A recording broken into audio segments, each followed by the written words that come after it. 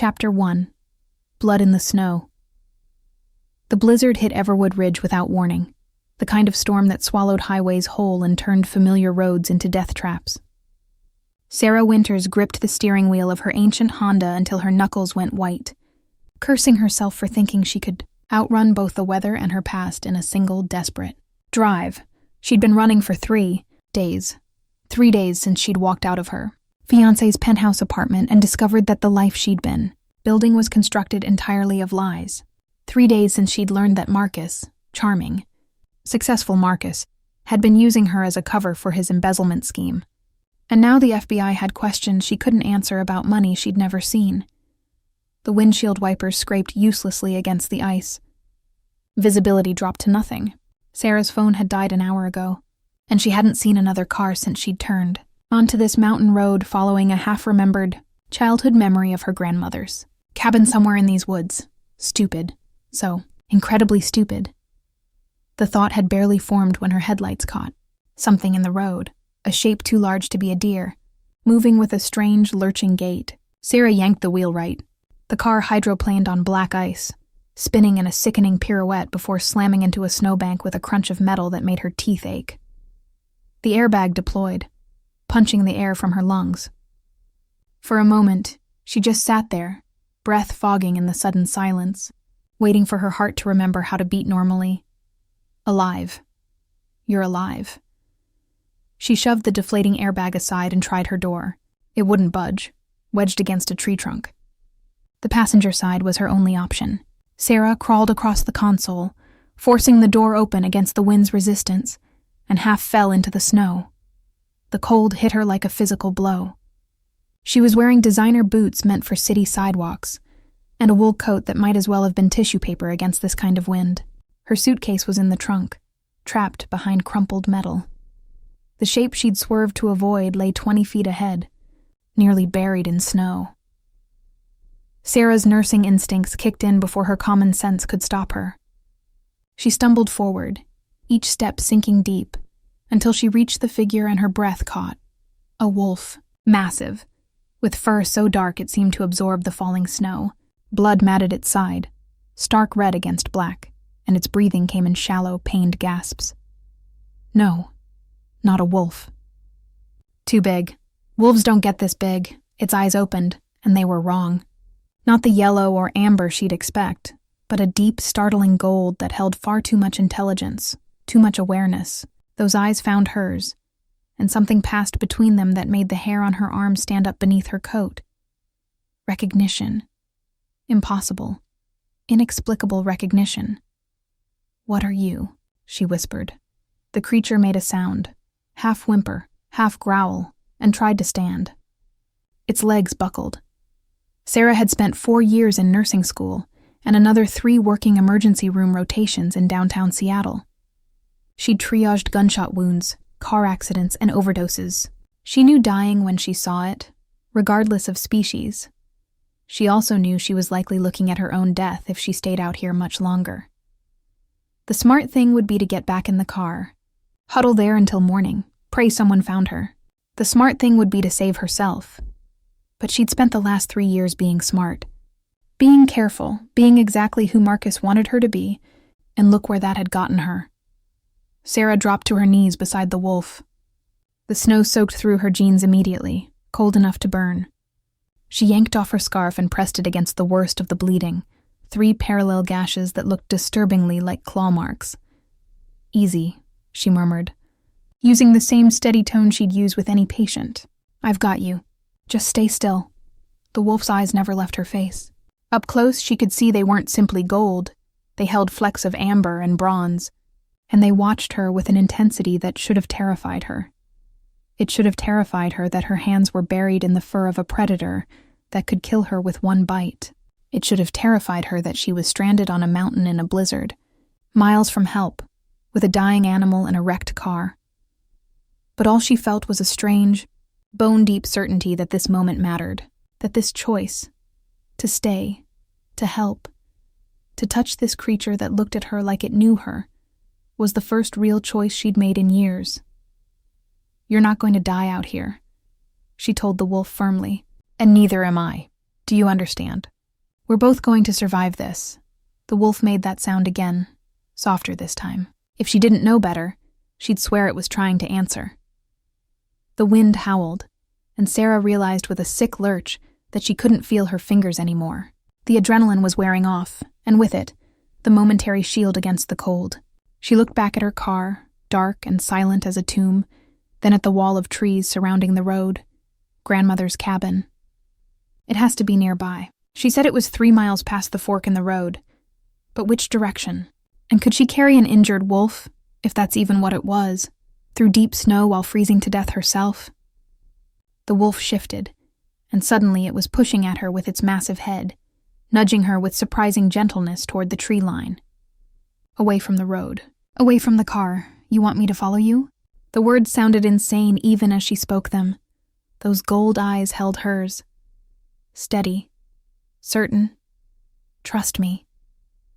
She could have sworn she heard the words, though the wolf's jaws never moved. Sera pulled her coat tighter and made the second choice that would change her life forever. Okay, she breathed. Lead the way.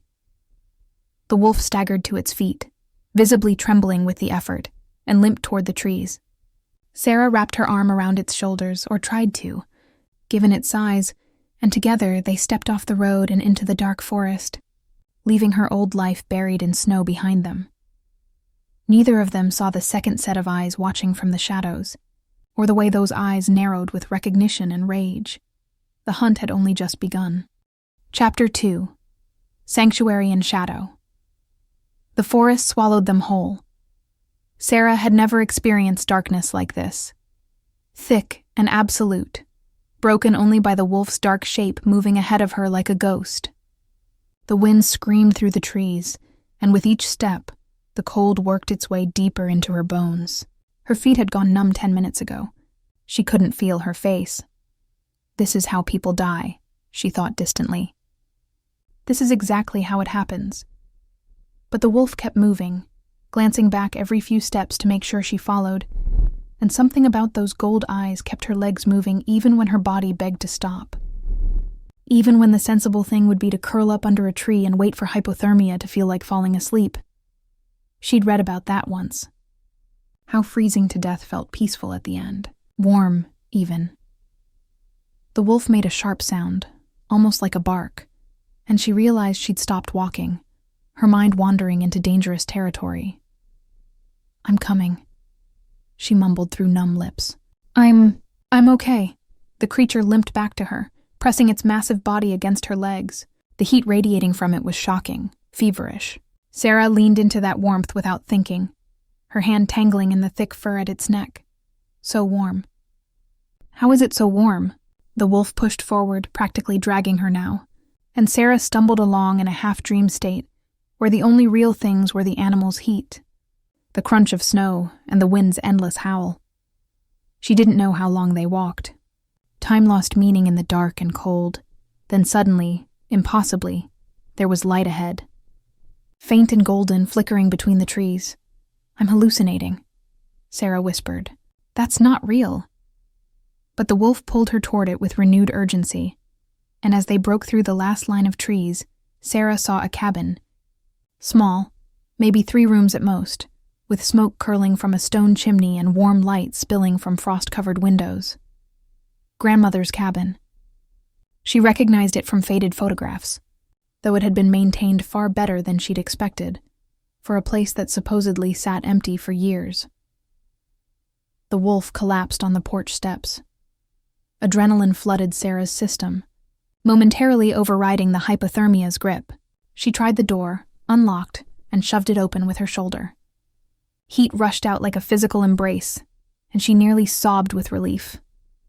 Okay, come on. She bent down, hooking her arms under the wolf's front legs. Just a little further, please. The animal was easily twice her weight, maybe more, but somehow they made it over the threshold together. Sera kicked the door shut behind them, and immediately collapsed beside the wolf on a worn rug in front of a still-burning fireplace. Someone's been here. Recently. The thought should have worried her, but she was too cold, too exhausted.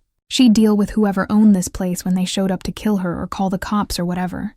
Right now, she needed to not die, and she needed to help the wolf. Sera forced herself to move, adding wood to the fire with shaking hands before turning her attention to her unlikely companion. In the firelight, the creature was even more magnificent and more terrifying. Its head would easily reach her chest if it stood, and its paws were the size of her hands. The dark fur was matted with blood and snow, and those 3 parallel gashes across its ribs looked even worse now. "Okay," she said, more to herself than the wolf. "Okay, I can do this." The cabin's kitchen yielded clean towels, a first aid kit that looked surprisingly well stocked, and a pot she could use to heat water from the tap, which miraculously worked. She had no idea how this place had running water and electricity when it sat miles from civilization, but she wasn't going to question miracles tonight. When she returned to the wolf with warm water and supplies, those gold eyes were watching her again. Alert. Aware. "This is going to hurt," she warned softly, kneeling beside it. "But if I don't clean these wounds, infection will kill you just as surely as blood loss." The wolf huffed, an eerily human sound of acknowledgement, and laid its head down on its massive paws. Sera worked carefully, cleaning away blood and debris, trying not to think about the fact that she was treating an apex predator that could tear her throat out in half a second. The wolf remained perfectly still, though she felt the muscles beneath its fur tense with pain. "You're being so good," she murmured, falling into the same soothing rhythm she used with patience. "So brave. Almost done, I promise." As she worked, exhaustion and adrenaline made her chatty in a way she'd never normally be. "I don't suppose you know anything about embezzlement?" "No? Lucky you," she laughed, a slightly unhinged sound. "I was engaged. Did I mention that? To a man who apparently thought my nursing schedule made me the perfect accomplice for financial fraud. The FBI has some questions about offshore accounts I've never heard of, and honestly, running seemed like the best option." The wolf made a low sound in its chest, not quite a growl, more like, "Sympathy? You're a good listener." Sera applied antibiotic ointment with gentle fingers, better than my ex-best friend, who told me I should have paid more attention to Marcus's business dealings. As if I should have suspected the man I loved was a criminal, as if that's a reasonable thing to expect. Her hand stilled. "I'm a terrible judge of character, apparently, which makes what I'm about to say even more insane, but I don't think you're going to hurt me. I should be terrified. You could kill me so easily. But I look at you and I feel safe. Isn't that the most ridiculous thing you've ever heard?" The wolf lifted its head and did something that stopped Sera's heart. It rested its muzzle gently against her cheek. The gesture was so deliberate, so tender, that tears suddenly burned behind Sera's eyes. She hadn't cried when she'd discovered Marcus's betrayal. She hadn't cried when the FBI agent had shown her financial records with her forged signature. She hadn't even cried when she'd wrecked her car and nearly died in the snow. But this impossible moment of connection with a creature that shouldn't exist broke something open inside her chest. "Thank you," she whispered, pressing her forehead against the wolf's. "For leading me here. For saving my life." The wolf's eyes drifted closed, and its breathing deepened into sleep.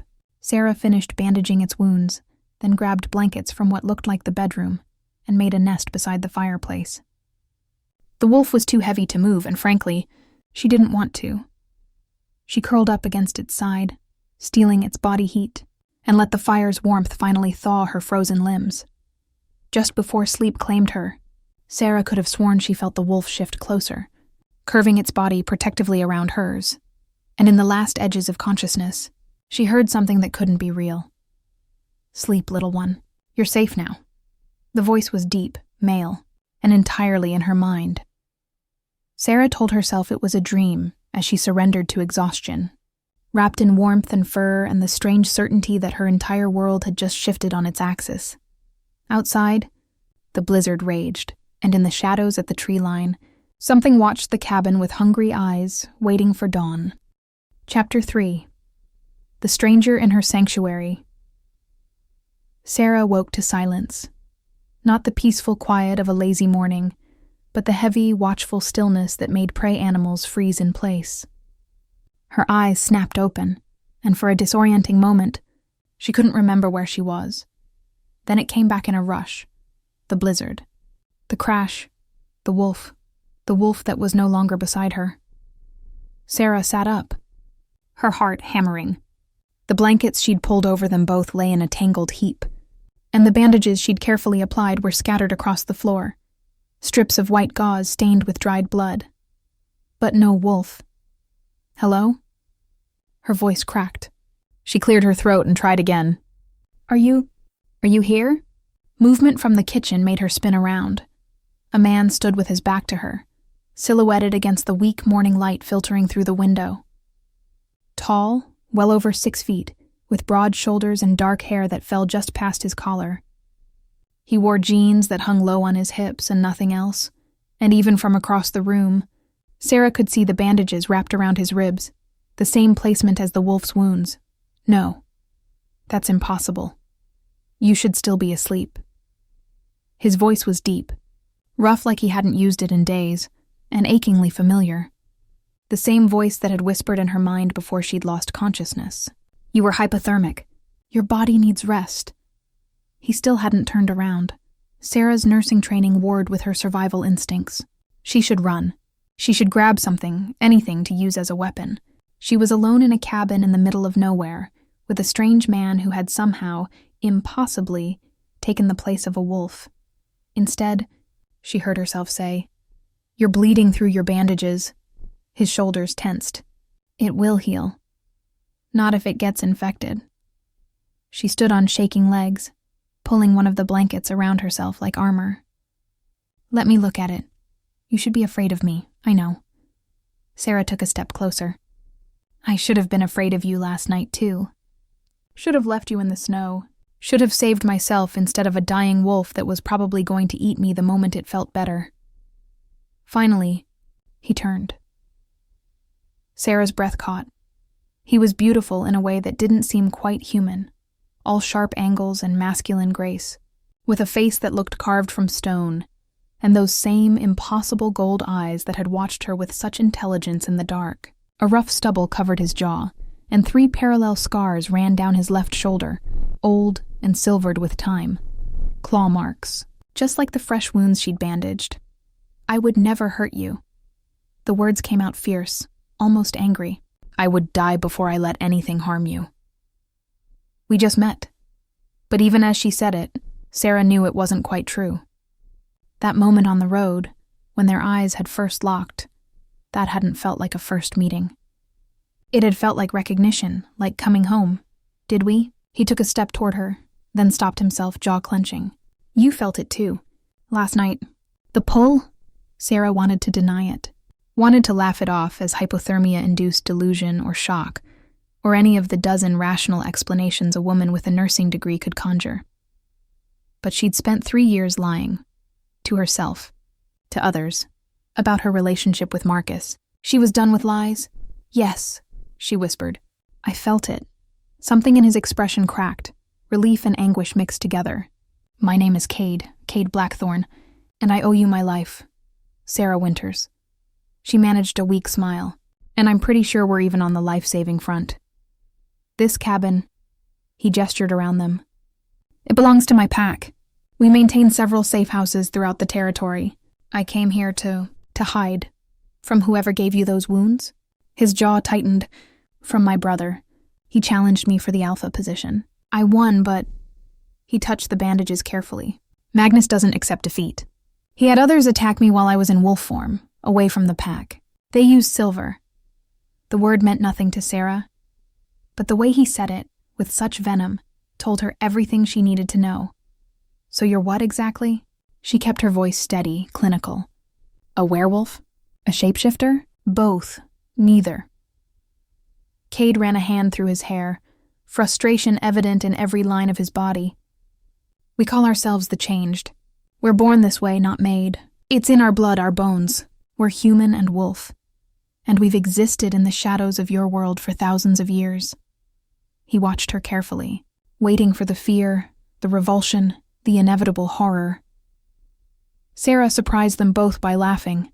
A sharp, slightly hysterical sound, of course. Of course this is my life now. Run from one impossible situation straight into another. She pressed her hands against her face. My ex-fiancé is an embezzling criminal. The FBI thinks I'm his accomplice. I totaled my car in a blizzard, and now I'm having a casual conversation with a werewolf about pack politics. This is fine. Everything is fine. Sera, no, really, this makes perfect sense. She was spiraling and she knew it, but she couldn't stop. I should have known something was off when a giant wolf with human eyes led me to a mysteriously well-maintained cabin with electricity and running water in the middle of a snowstorm. That's totally normal. Nothing weird about that at all.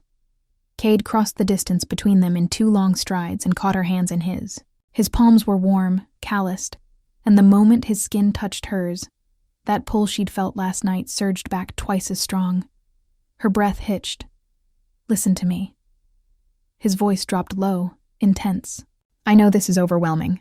I know you have every reason to run screaming, but you're here, in my territory, and my brother knows it. The moment this storm clears, he'll come for me, and he'll see you as either a weakness to exploit or a threat to eliminate. Fear, cold and sharp, cut through Sera's hysteria. What are you saying? I'm saying you can't leave, not yet. Not until I can guarantee your safety. His thumbs brushed across her knuckles, a gesture so gentle it made her chest ache. I brought you into this world. I put you in danger just by letting you help me, and I will do whatever it takes to protect you. You don't even know me. Those gold eyes held hers, burning with an intensity that made her feel stripped bare. I know enough. I know you risked your life for a dying animal in a blizzard. I know you're running from someone who betrayed your trust. I know you're stronger than you think you are. He paused, and something vulnerable flickered across his face. And I know that when I'm near you, the wolf inside me, the predator that should see you as either prey or threat, feels calm for the first time in years. Sera's heart thundered in her chest. This was insane, all of it. She should demand he take her to the nearest town the moment the storm cleared. Should put as much distance between herself and this dangerous, impossible man as humanly possible. Instead, she heard herself ask, "How long until your brother comes?" Kade's expression darkened. A day. Maybe 2 if the storm bought us time. Then you'd better tell me everything, Sera said, surprised by the steadiness in her own voice. Because if I'm going to survive in a world with werewolves and pack politics, I need to know the rules. Something that might have been admiration flickered in Kade's eyes. You're not going to run. Where would I go? She smiled sadly. Besides, you said it yourself. We're even now.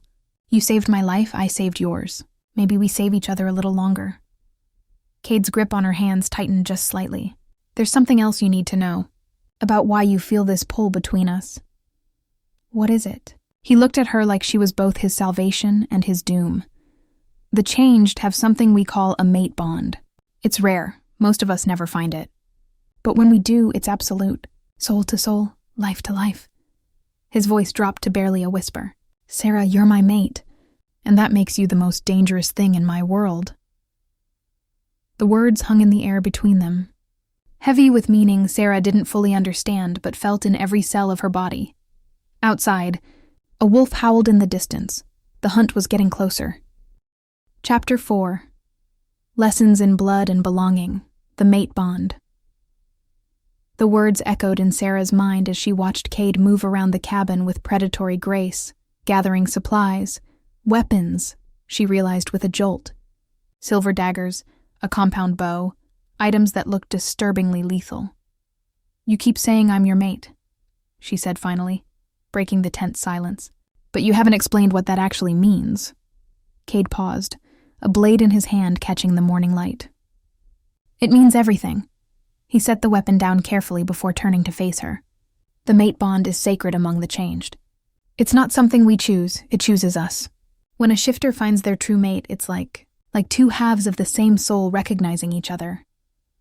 Sera wrapped her arms around herself, suddenly cold despite the fire. That's not possible. You can't just look at someone and know, can I? He moved closer, stopping just outside her personal space. close enough that she could feel the heat radiating from his skin, see the flecks of amber in those impossible gold eyes. Tell me you don't feel it, Sera. Tell me that when I touch you, your entire body doesn't come alive. That when we're near each other, something inside you doesn't whisper mine. She wanted to deny it. Every rational part of her brain screamed that this was insanity, Stockholm Syndrome, or trauma bonding, or any of the psychological explanations that made sense.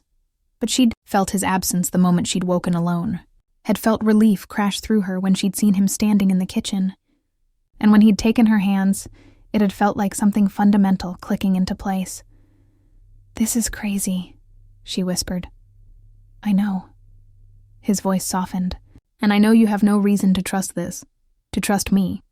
You were betrayed by someone you loved, someone who should have protected you." "Marcus never protected me." The admission came out bitter.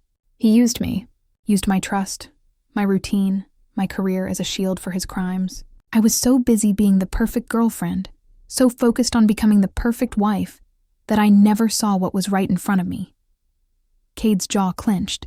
"If I ever meet this Marcus, I'll tear his throat out." The casual violence in his tone should have frightened her. Instead, some dark part of Sera felt a surge of savage satisfaction. "Get in line behind the FBI," she said dryly. That startled a laugh from him, low and rough, like he didn't do it often. The sound did dangerous things to her pulse. "Come here." He gestured to the kitchen table where he'd laid out a map. "If you're staying, you need to understand the territory." Sera joined him, acutely aware of the bare inches between their bodies as they leaned over the map. The paper was worn, marked with colored pencil annotations and handwritten notes. "This is Everwood Ridge." Kade's finger traced the mountain range. "My pack, the Blackthorn pack, controls everything from here to the northern border. We're one of the oldest bloodlines in North America, 300 strong, give or take. 300 werewolves." Sera tried to wrap her mind around it. Living here, among humans. We've always lived among humans. We're not so different. We love, we grieve, we protect our own. We just have sharper teeth. His expression darkened. But we also have our monsters. My brother Magnus is one of them. "Tell me about him." Kade was silent for a long moment. His hand braced on the table. "Magnus and I are twins, born 3 minutes apart. But those 3 minutes meant everything. The firstborn becomes alpha. It's tradition, law, fate. He never forgave me for being born first. So he challenged you. He challenged me because he's always believed he deserved it more. Maybe he's right." The words came out hollow. "Maybe I'm not strong enough." I certainly wasn't strong enough to see the betrayal coming until his allies had silver weapons at my throat. Sera's hand found his before she could think better of it. "You survived. That takes strength." His eyes snapped to hers, burning with sudden intensity. "I survived because I ran, because I fled from my own pack rather than fight. What kind of alpha does that make me? The kind who lives to fight another day." She squeezed his hand. "The kind who's smart enough to know the difference between strategy and surrender." Something shifted in his expression, vulnerability mixing with wonder. "How do you do that?" "Do what?" "Make me feel less alone." His free hand came up, fingers ghosting along her jaw so lightly it might have been imagination. "I've spent my entire life surrounded by pack, by family, and I've never felt anything but isolated.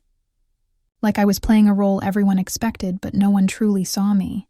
Then you stumbled into my territory in the middle of a storm, bleeding determination and stubborn courage, and suddenly..." He trailed off, but Sera understood. She felt it too, the recognition, the rightness, the terrifying sense that this stranger knew her better than people she'd known for years. Suddenly, "You're not alone anymore," she finished, softly. "Neither are you." This moment stretched between them, fragile and electric. Kade's thumb brushed her cheekbone, and Sera's breath hitched. She could see the war in his eyes, desire and restraint, need and nobility. "I should warn you," he said, voice rough. "The mate bond will get stronger, more intense. It's already overwhelming, I know, but it will become nearly impossible to resist. The wolf in me wants to claim you, mark you, make absolutely certain that everyone knows you're mine." Heat flooded through Sera at his words, primal and undeniable. And the man in you wants to give you time, wants you to choose this freely, not because some ancient magic decided we belong together. His hand dropped away, and the loss of contact was almost painful. You deserve better than being thrust into a world of violence and politics and danger. You deserve the life you were building. That life was a lie, Sera said firmly. Maybe this is insane. Maybe in a week I'll wake up and realize I've lost my mind. But right now, this, whatever this is between us, feels more real than anything I've had in years. Before Kade could respond, a sound cut through the morning, a long, mournful howl that raised every hair on Sera's arms. Kade's entire body went rigid. He's here. Magnus? His scouts.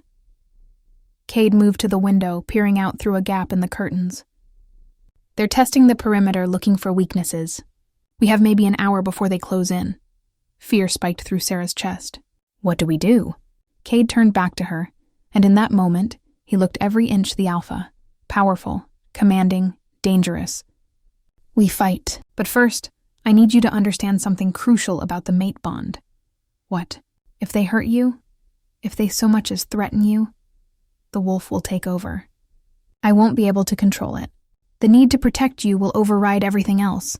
Strategy, reason, even self-preservation. His eyes held hers, fierce and unwavering. So you need to promise me something. Anything. If it comes down to a choice between saving me or saving yourself, you run. You get as far from here as possible and you don't look back. Sera lifted her chin, meeting his intensity with her own. No, Sera, I didn't drag you through a blizzard and patch you up just to abandon you now. If we're doing this, if we're really mates or whatever, then we do it together. We fight together, we survive together, or we go down together. For a moment, Kade just stared at her. Then he crossed the distance between them in 2 strides and pulled her into his arms.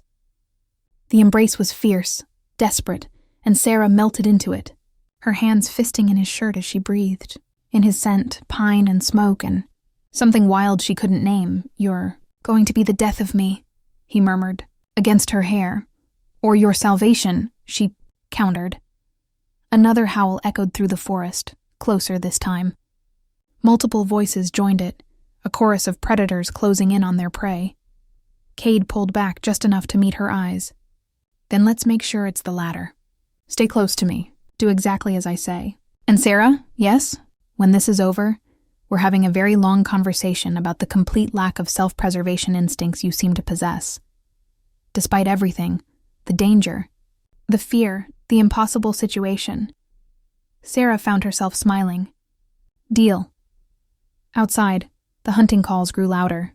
The storm was over, but the real battle was just beginning. Chapter 5. When wolves circle Kade moved with purpose. Pulling weapons from hidden compartments Sera hadn't noticed. A shotgun loaded with what he called silver shot, more blades. Even a crossbow that looked like it belonged in a medieval armory. How many are out there? Sera asked, trying to keep the tremor from her voice. 4, maybe 5. Kade loaded the shotgun with practiced efficiency. Magnus won't come himself, not yet. He'll send his most loyal, wolves who want to see me dead almost as much as he does. Why do they hate you? Because I represent the old ways, tradition, honor.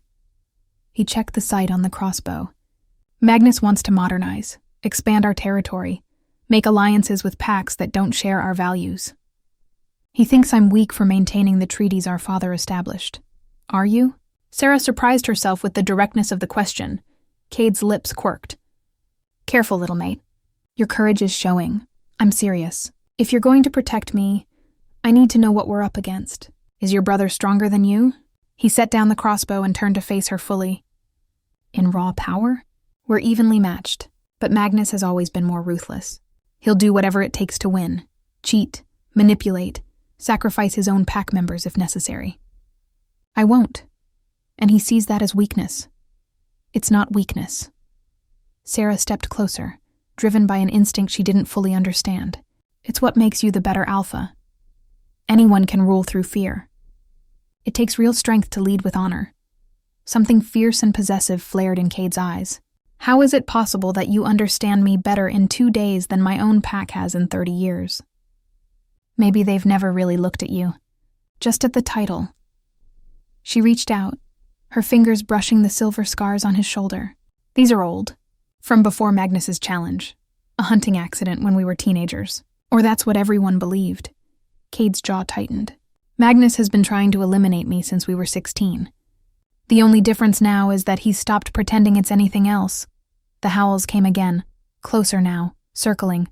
Sera could see movement between the trees through the window, dark shapes darting through the snow. They're hurting us, Kade muttered, trying to drive us out into the open.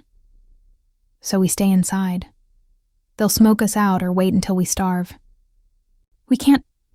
He stopped abruptly, his head tilting in a way that was pure predator. Wait, there's only 3 now.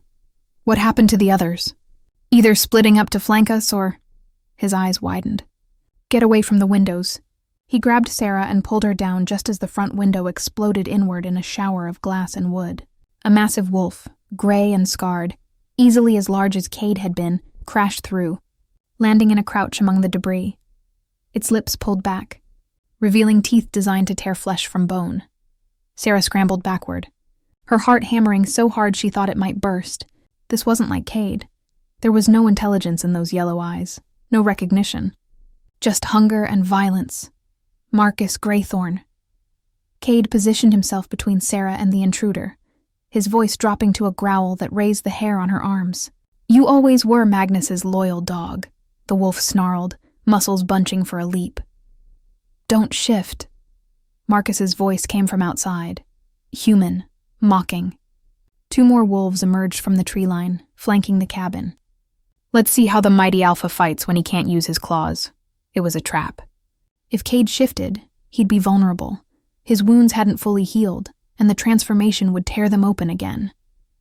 But in human form against a wolf, he was at a severe disadvantage. Run, Kade said softly to Sera. Out the back. There's a trail. No. Sera, this isn't negotiable. The gray wolf lunged. Kade met it head-on, catching it mid-leap with strength that should have been impossible for a human. They went down in a tangle of limbs and fur. Kade's hands locked around the creature's throat as it snapped inches from his face. Sera didn't think. She grabbed the nearest weapon, one of the silver daggers, and threw herself forward. The shoulder joint! Kade shouted, straining to keep the massive jaws away from his throat. Sera drove the blade home. The wolf shrieked, a sound of pure agony, and thrashed backward, silver burning through its system like acid.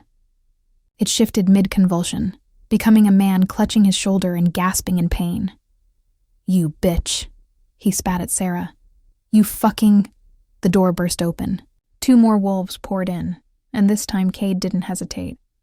His form blurred, bones cracking and reshaping in a transformation that was both beautiful and horrifying.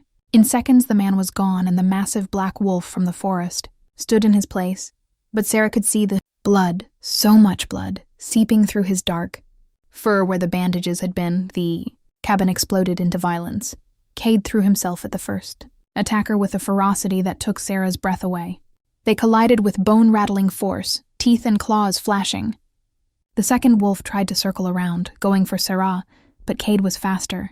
He caught it by the throat and slammed it into the wall hard enough to crack timber. Protect her. Must protect her. The thought blazed through Sera's mind in Kade's voice, and she realized with shock that she could feel him. Feel his pain, his rage, his desperate need to keep her safe. The mate bond was opening, pulling her into his consciousness. The injured shifter on the floor lunged for Sera, human hands reaching for her throat. She didn't freeze this time. She grabbed the shotgun Kade had abandoned and swung it like a bat, catching him across the temple. He went down hard. Sera! Kade's mental voice was strained. The silver rounds, load them. Her hands shook as she fumbled with the shells, but muscle memory from a summer spent at her uncle's hunting cabin kicked in. She loaded and cocked the weapon just as the largest wolf, the one from outside, Marcus, came through the broken window. He was heading straight for Kade, whose attention was divided between the 2 attackers already on him. Sera didn't aim for the wolf. She aimed for the ground in front of it and pulled the trigger. The silver shot exploded in a spray of pellets. Marcus yelped and skidded sideways, several pieces embedding in his shoulder and leg. The distraction was enough. Kade threw off his attackers and positioned himself squarely between Sera and all three wolves. His growl was low and continuous, a warning that made the air vibrate. One of the wolves whimpered and backed toward the door. "Enough!" A new voice cut through the chaos. "Stand down, all of you." A man stepped through the broken doorway, and Sera's breath caught. He looked almost exactly like Kade, the same sharp features, the same build. But where Kade's eyes were gold, this man's were ice blue. And where Kade radiated protective strength, this man exuded cold calculation. Magnus Blackthorn had arrived. "Hello, brother." Magnus smiled, and it was the smile of a shark. "I see you found yourself a pet. How domesticated of you." Kade shifted back to human form, rising to his full height despite the blood streaming down his side. When he spoke, his voice was pure alpha command. "Leave, now, before this becomes a war you can't win." "Can I?" Magnus's gaze slid to Sera, and she felt the weight of his attention like ice water down her spine. "Tell me, brother, what would you give to keep your little human safe? Your title? Your pack? Your life?" The question hung in the air, like a blade, and Sera realized with dawning horror that she'd just become the ultimate weapon in a war between brothers, one that would end with either Kade's surrender or his death. Kade's. Hand found hers, squeezing once. Through the mate bond, she felt his determination, his love, his absolute refusal to let her be used. "I'll give you nothing," Kade said quietly, "but I'll take everything if you threaten what's mine." Magnus's smile widened. "We'll see about that." He whistled sharply, and his wolves limped out after him, leaving destruction and blood in their wake. At the door, Magnus paused. "You have until the full moon, Kade. 3 nights. Challenge me properly, under pack law, or I'll assume the title by default. And your little human?" He glanced back at Sera. "She'll make a lovely trophy either way." Then he was gone, melting into the forest with his wounded soldiers. The silence that followed was deafening. Sera looked at Kade. Really looked at him. Blood covered his torso, his legs were shaking, and his face was pale with pain and exhaustion. But his eyes, those impossible gold eyes, held nothing but fierce determination. 3 nights, she whispered. "That's not enough time for you to heal." "I know." He swayed slightly, and she rushed to support him. "But I don't have a choice. If I don't fight him under the full moon, he becomes alpha by forfeit, and then nothing will stop him from taking you. Then we run. Leave the territory. Go somewhere he can't find us. Sera." He cupped her face with a blood-stained hand. "I'm the alpha.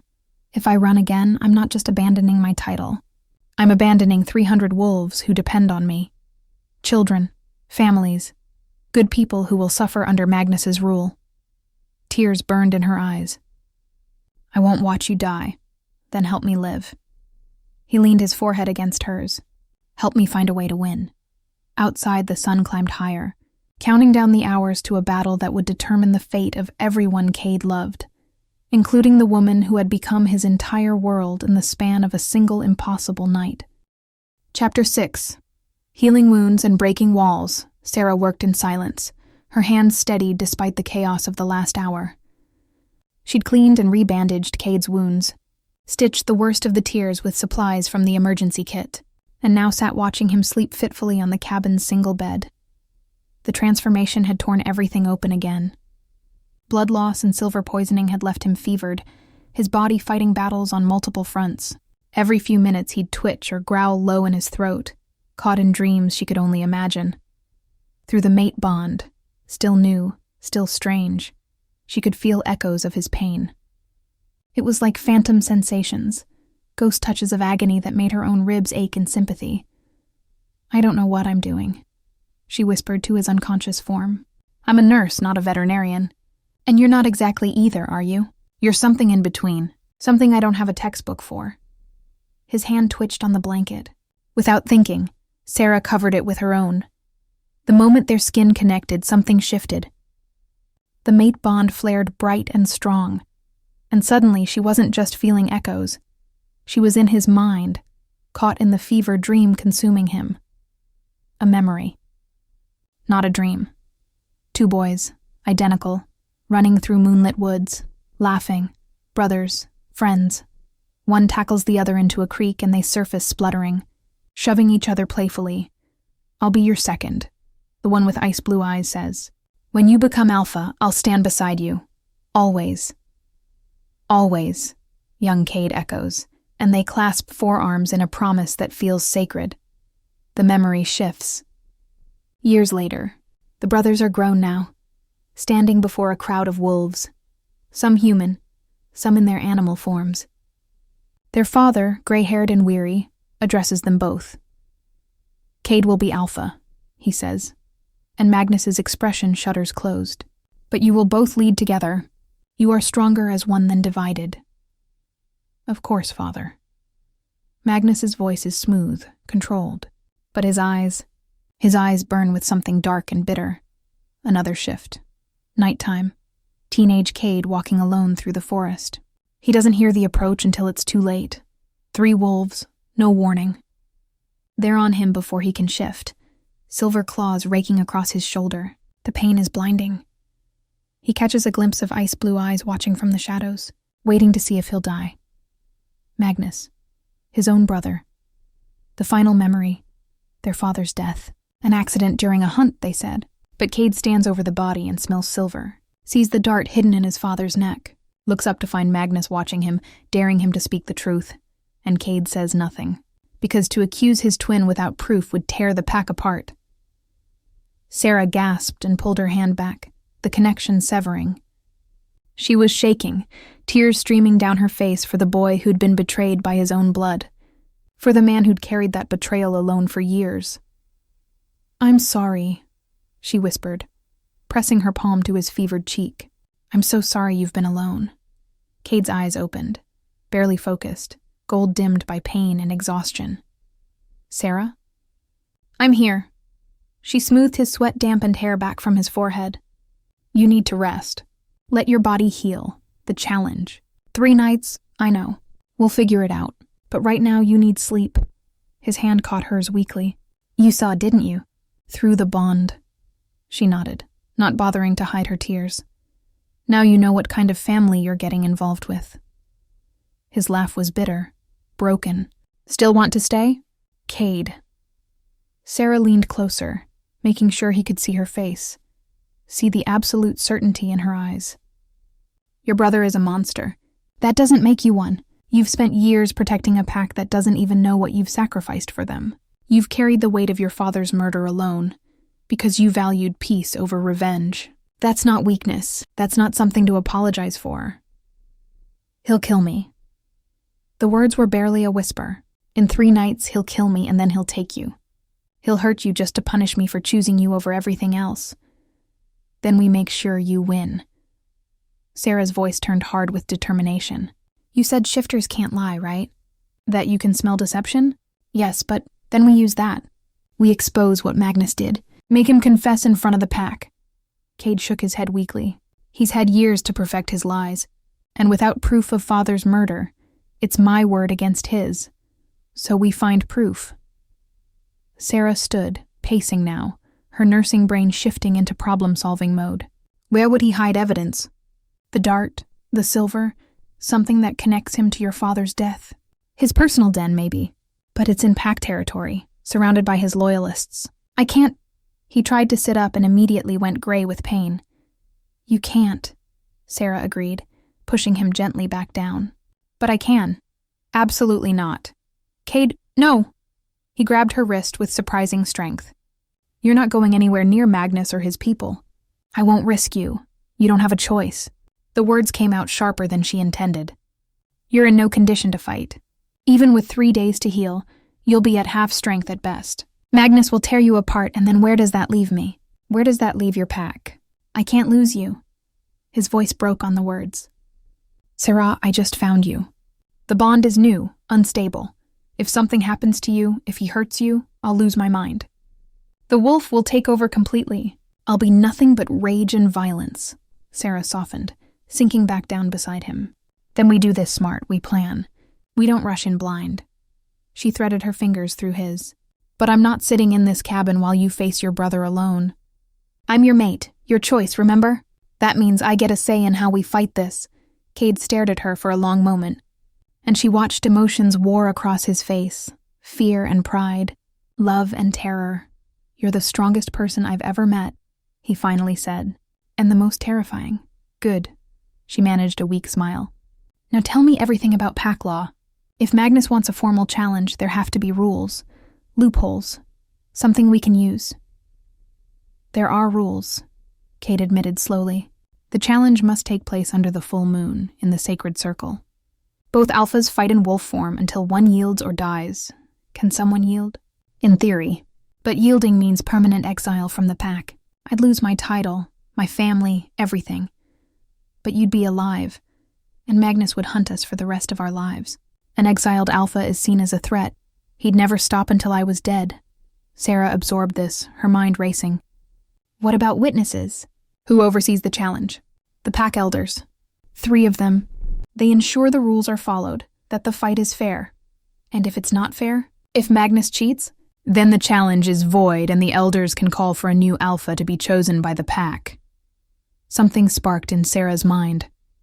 So if we can prove Magnus has been breaking pack law, killing his own alpha father, trying to murder you outside of formal challenge, the elders could strip him of his right to challenge at all, Kade finished, understanding dawning in his eyes. But we'd need irrefutable proof, and we'd need to present it before the full moon. Then that's what we do. Sera squeezed his hand. We find the proof, we expose Magnus, and we save your pack from a leader who's already proven he'll kill his own family for power. Kade pulled her down beside him, wrapping his arms around her despite his wounds. She could feel his heart racing against her cheek, feel the fever heat of his skin. How did I get so lucky? He murmured into her hair. Lucky? You got shot with silver, betrayed by your brother, and saddled with a human mate who has no idea what she's doing. Exactly. His arms tightened. Lucky. They lay together in the quiet. The storm outside finally passed, sunlight struggling through the clouds. Sera could feel his exhaustion pulling him back toward sleep, could sense through the bond how much the conversation had cost him. Rest now, she whispered. I'll keep watch. Sera, When this is over, if we survive, I'm taking you somewhere without snow. Somewhere warm and safe where no one is trying to kill us. She smiled against his chest. Is that a promise? It's a vow. His voice was already fading, sleep claiming him.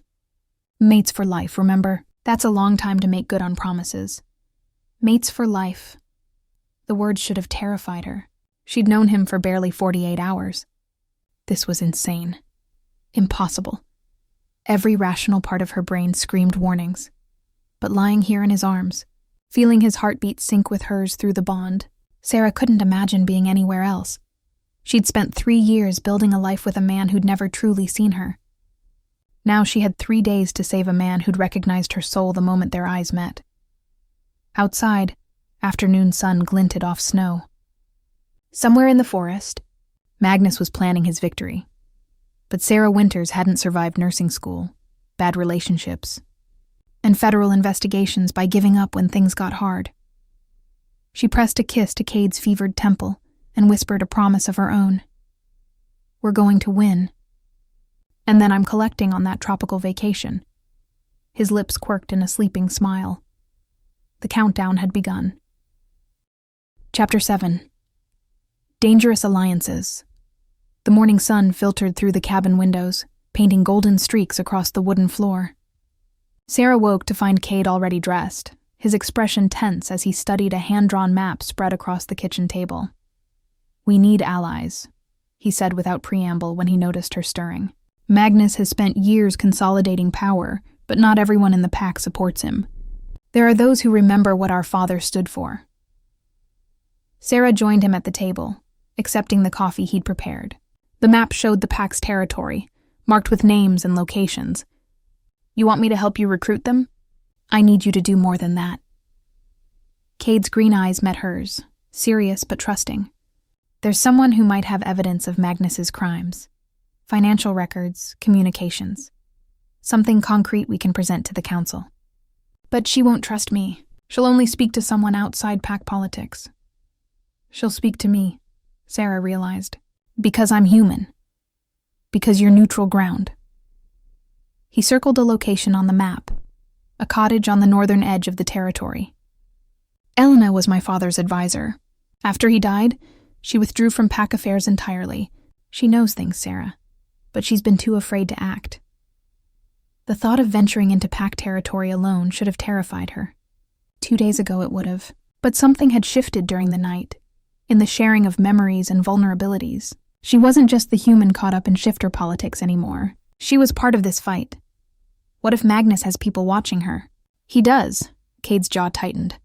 That's why I can't go. My presence would alert them immediately. But a human woman taking a morning walk through the woods? That might go unnoticed long enough for you to make contact. Sera studied the map, tracing the route with her finger. It wasn't far, but the path wound through dense forest. You're asking me to trust that your pack won't hurt me. I'm asking you to trust yourself. He covered her hand with his, the warmth of his touch grounding her. You're stronger than you know, Sera, and you're not going in completely alone. I'll be tracking you from a distance, close enough to intervene if necessary, but far enough to avoid detection. The plan was dangerous, but so was doing nothing. They had 5 days until the full moon, 5 days to build a case strong enough to challenge Magnus's authority. Every hour they delayed, his brother consolidated more power. Tell me about Elena, Sera said, committing the map's details to memory. What should I expect? Kade's expression softened slightly. She's cautious but fair. She loved my father like a brother and mourned him deeply. When Magnus took over, she tried to speak out against his methods, but he isolated her, spread rumors about her mental state. The pack thinks she's a grieving old woman who can't accept change. But you think she knows the truth about what happened? I know she does. His voice carried absolute certainty. The night my father died, Elena was with him. She was the one who found his body. The official story was a challenge gone wrong, a younger wolf seeking to prove himself. But Elena saw something that night, something that didn't align with Magnus's version of events. Sera felt the weight of what he was asking settle over her. This wasn't just about gathering evidence. It was about giving voice to a woman who'd been silenced by fear and isolation. I'll go, she said firmly, but I need you to promise me something. Anything. If this goes wrong, if Magnus catches me, you don't do something reckless trying to save me. We see this through together, or not at all. A ghost of a smile touched Kade's lips. You realize you're asking an alpha shifter to ignore every instinct he has? I'm asking my partner to trust me the way I'm trusting him. The word partner hung between them, heavy with implications neither was quite ready to fully acknowledge. But Kade nodded, accepting her terms even as she could see the struggle it caused him. They spent the next hour preparing. Kade gave her a small device that looked like an ordinary fitness tracker but contained a distress beacon. Press and hold for 3 seconds, he instructed. I'll be there before you can count to 10. He also taught her basic pack etiquette, how to approach Elena's cottage without causing alarm, the proper way to request an audience, phrases in the old language that would identify her as someone under Kade's protection. Sera absorbed it all, her mind sharp and focused despite the nervous energy thrumming through her veins. One more thing, Kade said as they prepared to leave. He pulled a silver pendant from his pocket, a wolf's head wrought in intricate detail. This was my mother's. Wear it, and Elena will know you come with my blessing. The metal was warm as Sera fastened it around her neck, and she could have sworn she felt a pulse of energy as it settled against her skin. Kade's eyes tracked the movement, something fierce and protective flashing in their depths. Be careful, he said softly, pulling her close. His forehead rested against hers, their breaths mingling in the narrow space between them. Come back to me. Always, Sera promised, and meant it with every fiber of her being. The forest was different in daylight, less menacing but no less wild. Sera moved carefully along the path Kade had shown her, aware of every sound, every shift in the air. She could feel him somewhere behind her, a constant presence that both comforted and motivated her. Elena's cottage appeared after 20 minutes of walking. A small stone structure nestled between towering pines. Smoke curled from the chimney, and herbs hung drying from the eaves. It looked peaceful, almost idyllic, except for the subtle signs of surveillance, disturbed earth near the tree line, the strategic placement of the cottage where it could be watched from multiple angles. Sera approached slowly, her hand hovering near the distress beacon even as she forced herself to appear calm. She knocked 3 times on the weathered door, then stepped back, waiting. The woman who answered was smaller than Sera expected, with silver-streaked dark hair and eyes that assessed her with sharp intelligence. "You're the human," Elena said without preamble, "the one who saved Kade from the hunters." "My name is Sera." She touched the pendant at her throat. "Kade sent me. He said you might be willing to talk." Elena's gaze lingered on the pendant, emotions flickering across her weathered face. Grief, nostalgia, and something that might have been hope. Did he now? She glanced past Sera toward the forest, scanning for watchers. "And what makes him think I have anything worth saying after all these years of silence?" "Because silence is its own kind of testimony," Sera replied, remembering Kade's words. "And because time is running out for the truth to matter." For a long moment, Elena studied her, weighing risks and possibilities. Then she stepped aside, opening the door wider. "Come in quickly," she said, "and pray that my watchers are as inattentive as I hope they are." Chapter 8. The weight of truth. Elena's cottage was warm and cluttered, every surface covered with books, dried herbs, and trinkets that spoke of a long life lived close to nature. The older woman bolted the door behind them and drew the curtains with practiced efficiency. "Sit," she commanded, gesturing to a worn armchair near the fireplace, "and tell me exactly what Kade thinks I can do for him after all this time." Sera settled into the chair, acutely aware of the pendant's weight against her chest. "He believes you know the truth about his father's death. That Magnus's story doesn't match what you witnessed." Elena's hands stilled as she poured tea from a kettle hanging over the fire. "Belief and proof are different things, child. In pack law, they might as well be worlds apart. But you do know something." It wasn't a question. The older woman handed Sera a cup, then sank into the chair opposite her. For a long moment, she simply stared into the flames, memories playing across her weathered features. "I loved Thomas like family.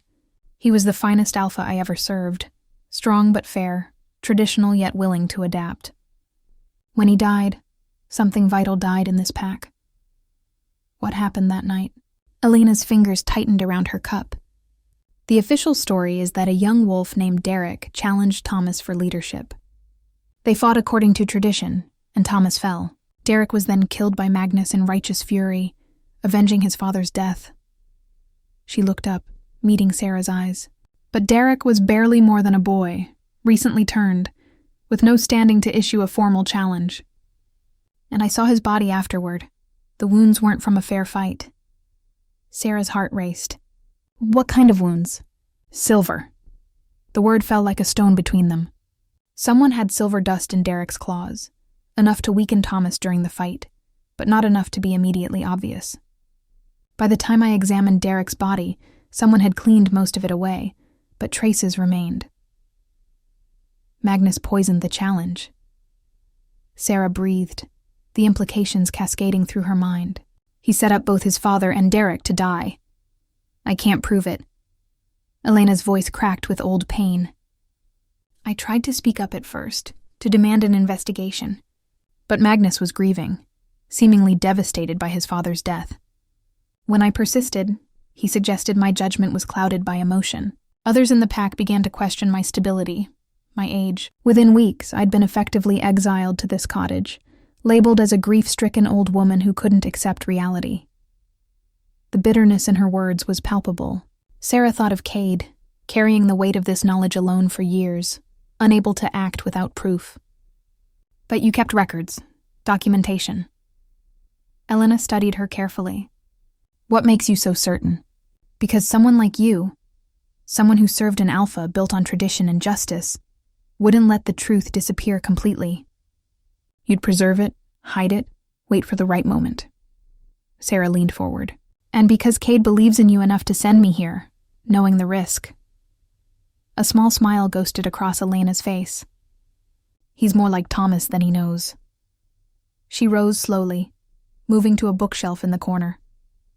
Her fingers traced along the spines until she found what she sought, a leather journal, its pages yellowed with age. I kept this hidden for 7 years, Elena said, returning to her chair. My observations from that night, sketches of Derek's wounds, copies of PAC financial records showing unusual payments to Derek in the weeks before the challenge. Nothing that would stand alone as proof, but together. She pressed the journal into Sera's hands. Together it paints a picture. Sera opened the journal carefully, scanning the detailed notes. Elena's handwriting was precise, clinical even, as she described wound patterns, angles of attack, the suspicious timing of events. There were also names, PAC members who'd expressed private doubts about the official story, witnesses whose testimonies had been dismissed or altered. This is exactly what we need, Sera said, her mind already racing ahead. With this, Kade can demand a formal inquiry before the council. They'd have to investigate if Magnus allows them to see it. Elena's tone turned sharp. That journal is my death warrant if it's discovered. And yours too, now that you've touched it. Magnus has eyes everywhere, including PAC members who report directly to him. As if summoned by the mention of danger, Sera felt a prickle of awareness at the back of her neck. Through the window, she caught movement, a figure passing between the trees, too deliberate to be coincidental. Someone's coming, she whispered. Elena cursed softly. Hide the journal, now. Sera tucked it inside her jacket just as heavy footsteps sounded on the porch. The knock that followed was aggressive, demanding. Elena! A male voice called. Open up. Magnus wants to know why you have a visitor. The older woman shot Sera a warning glance before moving to the door. I'm entitled to occasional company, Garrett. Since when does the Alpha monitor my social calls?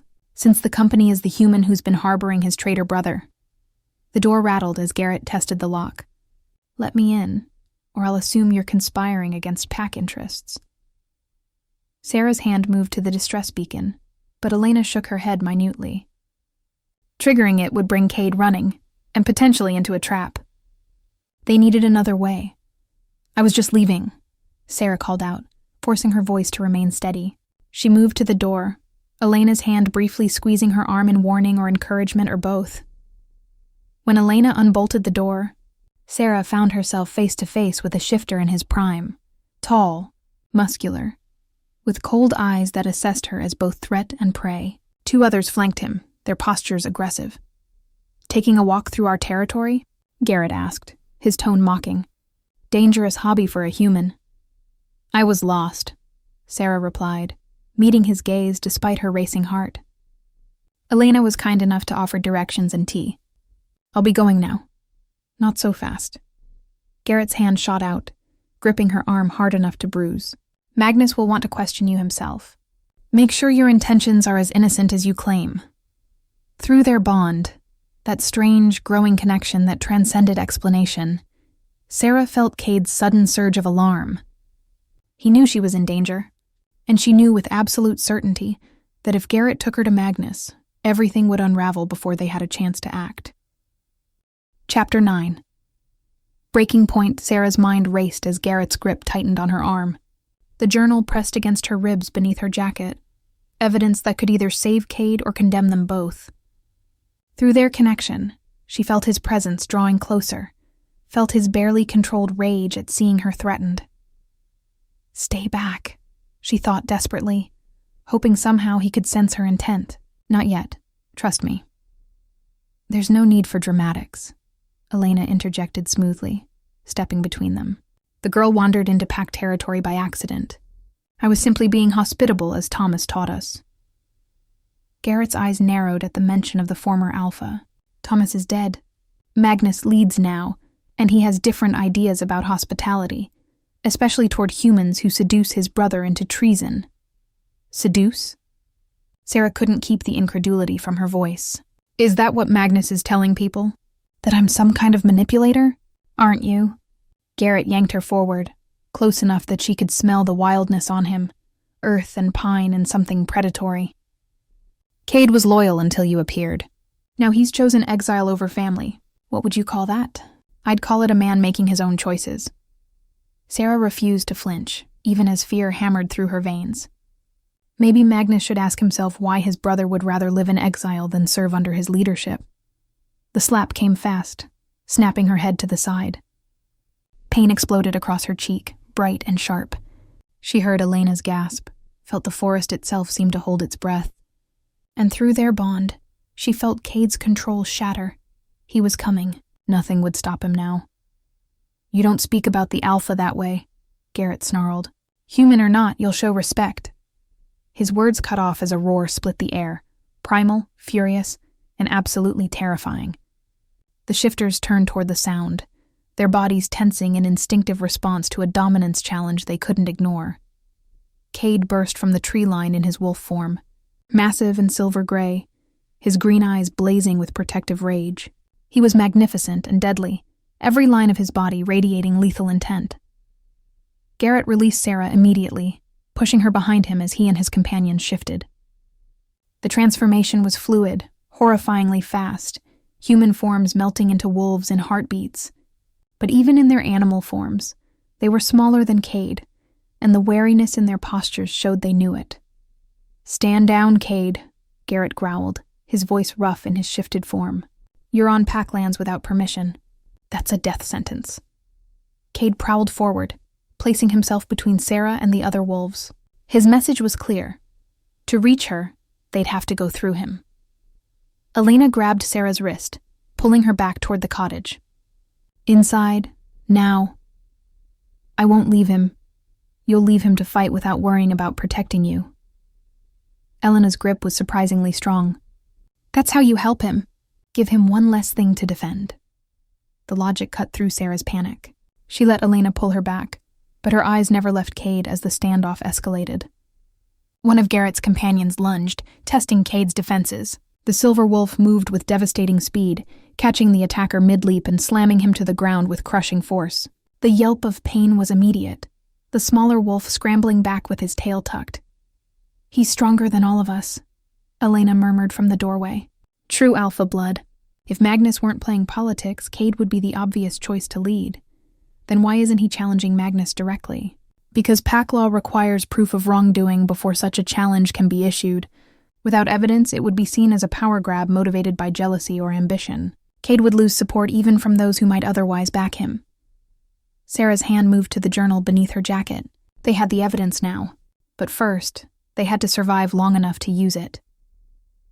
The fight erupted in earnest as Garrett and his remaining companion attacked in tandem. Kade moved like liquid violence, his larger size offset by the coordinated assault. Teeth flashed, claws raked, and the sound of snarling filled the clearing. Through their bond, Sera felt every impact, every flash of pain. It was disorienting, terrifying, but it also gave her insight into the fight's rhythm. She could sense when Kade was about to dodge, when he planned to counter, when exhaustion began to creep into his movements, and she felt the exact moment when more wolves appeared at the tree line. Elena, she breathed. More are coming, the older woman cursed. Magnus's enforcers. Garrett must have called for backup before approaching the cottage. She met Sera's eyes, her expression grim. You need to run. Take the journal and go. There's a path behind the cottage that leads to neutral territory, land not claimed by any pack. I'm not leaving Kade. If they capture you both, everything we've worked for is lost. The journal, the truth, all of it dies with you. Elena pressed something into Sera's hand, a small vial filled with dark liquid. Wolfsbane tincture. Not enough to kill, but enough to slow them down if you need to create distance. Now go, before... The cottage door exploded inward, torn from its hinges by a massive dark wolf. Magnus. Even in wolf form, he radiated authority and barely controlled violence. His amber eyes fixed on Sera with predatory focus, and she understood with sudden clarity why Kade feared his brother. This wasn't just a political rival or ambitious sibling. This was a killer who'd already murdered his own father and framed an innocent wolf to cover his tracks. Elena stepped in front of Sera, her body language protective despite her human fragility. "Magnus, this doesn't concern—" The dark wolf's paw lashed out, catching Elena across the chest and sending her crashing into the bookshelf. She crumpled, gasping, blood blooming across her shirt. "No." Sera dropped to her knees beside the older woman, her hands pressing against the wound. The claws had gone deep, too deep. Elena's breathing was labored, wet-sounding. Through the doorway, she could see Kade fighting desperately to reach her. But he was surrounded now. 5 wolves working in concert to bring him down. She felt his desperation, his fury, his grief, and beneath it all, a wild, reckless plan forming. He was going to shift back, make himself vulnerable, to try to talk his way out of this, to trade his life for hers. No, Sera thought fiercely. We survive this together, or not at all. Chapter 10. Awakening time seemed to fracture into crystalline shards as Sera knelt beside Elena, Magnus's massive form looming over them both. The dark wolf's lips pulled back in a snarl, revealing teeth designed to tear and rend. Outside, Kade's desperate howl split the air, a sound of anguish that resonated through every cell of Sera's body. The bond between them flared suddenly, searingly bright. Not just emotion now, but something deeper. Energy, essence, a connection that transcended the physical. And in that moment of crisis, something inside Sera that had always been dormant, always been waiting, finally awakened. The pendant at her throat burned hot against her skin. "Interesting," Magnus growled, his shifted voice rough and guttural. He stepped closer, his attention fixing on the silver wolf's head hanging from her neck. That belonged to Catherine, Kade's mother. "Tell me, little human, what makes you think you're worthy to wear it?" Sera's hands pressed harder against Elena's wound, but her eyes never left Magnus. Through the pendant, through the bond, she felt something ancient stirring, a recognition that sang in her blood like a forgotten song suddenly remembered. "I think," she said slowly, her voice steadier than she felt, "that you're afraid of what I represent." Magnus's laugh was sharp, cruel. "I fear nothing, least of all a fragile human who's bewitched my fool of a brother. Then why send 5 wolves to contain him? Why come yourself instead of sending more enforcers?" Sera felt the words rising from somewhere deep, instinctive. "You feel it too, don't you? The way the pack bond responds to us, the way your wolves hesitate." It was true. Through the doorway, she could see the attacking wolves' movements had grown uncertain. They still surrounded Kade, but their postures had shifted, less aggressive, more confused. As if some fundamental aspect of their pack hierarchy had suddenly become unclear. "You know nothing about pack bonds," Magnus snarled. But his amber eyes held a flicker of something that might have been doubt. Elena's hand gripped Sera's wrist weakly. "The pendant!" she gasped.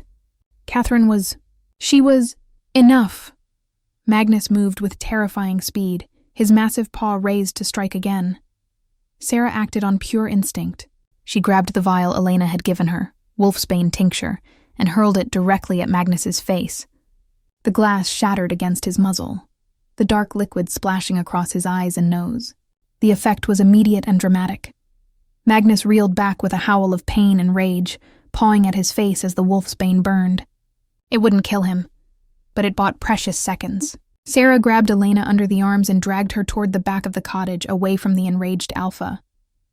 "The path," Elena wheezed, behind the woodpile. "Take the journal. Tell Kade. Tell him Catherine's secret. I'm not leaving you, you must." Elena's eyes were fierce despite her weakening state. "The pendant chose you. That means something. Trust it." Outside, the temporary chaos Sera had created was already resolving. She heard Magnus's furious roar, heard the other wolves responding to their alpha's command. They'd be on her in moments. Through the bond, she felt Kade's desperate surge of strength as he fought to break free, to reach her. The connection between them pulsed with urgency, with unspoken promises, with something that felt terrifyingly close to love. Too soon. Too intense but undeniable in its truth. Run. His thought came through clearly for the first time, writing the bond like a spoken word. "Please, Sera, live." She stumbled out the back door, the journal clutched against her chest, Elena's words echoing in her mind. The forest loomed before her, ancient, wild, and suddenly welcoming in a way that made no rational sense. The path Elena had mentioned was barely visible, just a break in the undergrowth that might have been animal trail or might have been something more deliberate. Sera ran. Behind her, she heard the cottage being torn apart, heard Magnus's furious commands, heard the sound of pursuit beginning, but something strange was happening as she plunged deeper into the forest. The trees seemed to bend toward her, branches shifting to create clearer passage. The path grew more defined beneath her feet, as if the forest itself was guiding her. The pendant at her throat pulsed with warmth, steady as a heartbeat. She didn't know how long she ran, minutes or hours, time losing meaning in the desperate flight. Her lungs burned, her legs screamed in protest, but she pushed forward, driven by survival instinct and something else. A pull, a certainty that if she could just reach. The forest opened suddenly onto a clearing she'd never seen before. In its center stood a circle of ancient stones, weathered and moss-covered, arranged in a pattern that spoke of ritual and purpose. The air here felt different, charged, liminal, as if this place existed slightly outside normal reality. Sera staggered into the circle and collapsed, gasping. The journal tumbled from her grip, landing open on pages filled with Elena's careful documentation. But her eyes were drawn to a different entry, one near the end, written in shaking script. Catherine wasn't just Kade's mother. She was something older, something the pack had forgotten. A bridge-walker, they called her kind, human and wolf both, neither and more. The pendant was her anchor, her connection to both worlds. When she died, that knowledge died with her, or so Magnus thought. Sera's hand went to the pendant, understanding crashing over her like a wave. The bond with Kade, her inexplicable comfort in the forest, the way pack wolves hesitated around her, the pendant's choice to warm at her touch. She wasn't just human, or she wasn't entirely human anymore, perhaps had never been.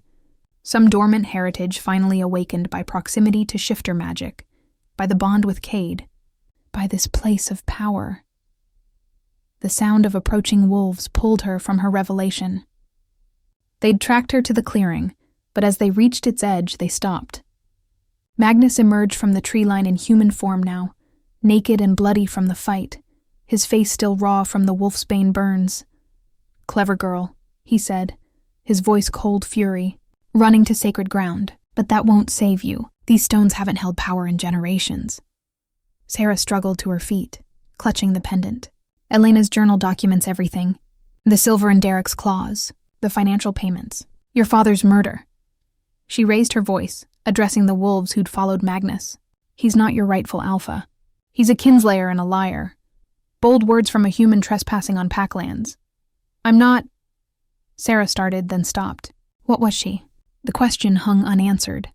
A familiar presence entered the clearing, and her heart leaped. Kade limped into view, bloodied but alive, his human form marked with rapidly healing wounds. His eyes found hers across the distance, and the relief in them was palpable. "It's over, Magnus," Kade said quietly. "She has the proof. The council will investigate. Your reign ends here." Magnus's laugh was sharp, brittle. "You think they'll believe an exiled wolf and his human whore? You think you can walk into council chambers and..." "I think," Sera interrupted, her voice carrying a resonance that surprised even her, "that they'll listen to a bridge-walker wearing Catherine's pendant. To someone who carries proof of your crimes and the blood right to demand justice." The clearing went silent. Every wolf present stared at her, recognition and impossibility warring in their expressions. Magnus's face drained of color. "You're bluffing," he whispered.